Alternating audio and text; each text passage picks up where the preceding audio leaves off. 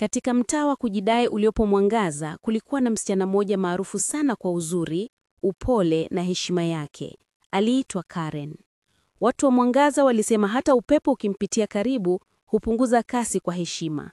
Lakini wakati Karen akiendelea na maisha yake ya kawaida, kulikuwa na vijana wanne ambao mioyo yao ilikuwa inachemka kwa sababu ya upendo aliokuwa nao kwake.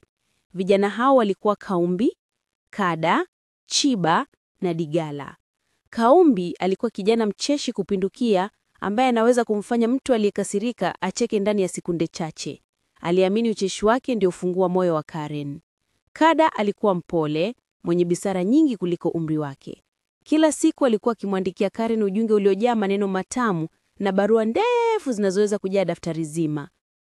Chiba, tofauti na wote, alikuwa mtu wa nguvu. Kazi ngumu kwake ilikuwa lugha ya mapenzi. Kila siku alienda kuchota maji, kubeba kuni, hata kusafisha eneo la mtaa ili mradi Karen amuone. Digala kwa upande mwingine alikuwa mjanja wa akili na mipango. Alishamwandalia Karen bajeti ya maisha ya mbele, muundo wa biashara na hata ramani ya nyumba ya ndoto yao. Siku moja, Karen aliwaita wote wanne wakutane kwenye kiwanja cha mtaa wa kujidai. Wote walifika wakiwa na matumaini makubwa, lakini walipofika tu maneno ya kugombana alianza. Kaumbi akasema Chiba hana ucheshi, Chiba akasema Digala ana akili lakini hana nguvu ya kutunza familia. Kada akasema Kaumbi ni mchekeshaji tu, hana maka serious.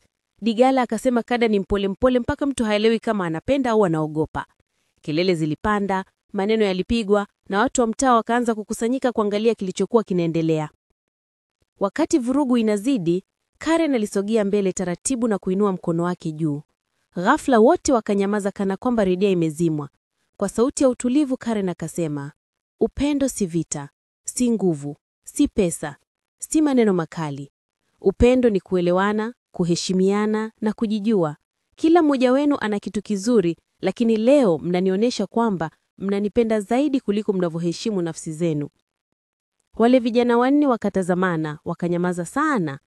Karen akaendelea, mimi nitachagua mtu wa maisha yangu kwa wakati wangu, si kwa mashindano yenu. Lakini kabla sijafanya uamuzi wowote, nataka kila mmoja wenu ajitengeneze kwanza. Jifunzeni kuwa wanaume wanaojua kushughulikia hisia zenu, si kugombania mimi. Maneno yale yaliwagusa sana. Kaunge akaomba msamaha kwa ucheshi kupita kiasi. Kada akatabasamu kwa aibu akisema atajiamini zaidi.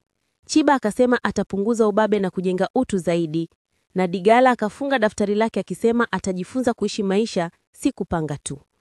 Wote wakakubali kubadilika na kumheshimu Karen zaidi kuliko kutaka kumiliki upendo wake. Na tangu siku hiyo, mtaa wa kujidai huko Mwangaza ulijifunza jambo moja muhimu, kwamba upendo wa kweli si mashindano, bali ni safari ya kujifunza, kukua na kuheshimiana.